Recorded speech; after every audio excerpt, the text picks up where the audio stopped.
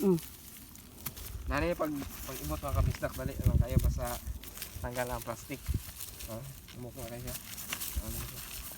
Nyalingin jud guys siya. Oh, pa kayo. Bless kayo ni ka tanong karon. Wala ilata. Oh, wala yung mga daot. Grabe ka bless. Okay, kayo. Ibot na din mo.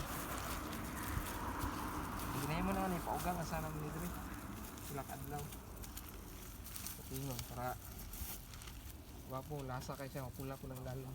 Eh kung di, inanay man gud pag harvest, ang ilalom di pa kay siya pula.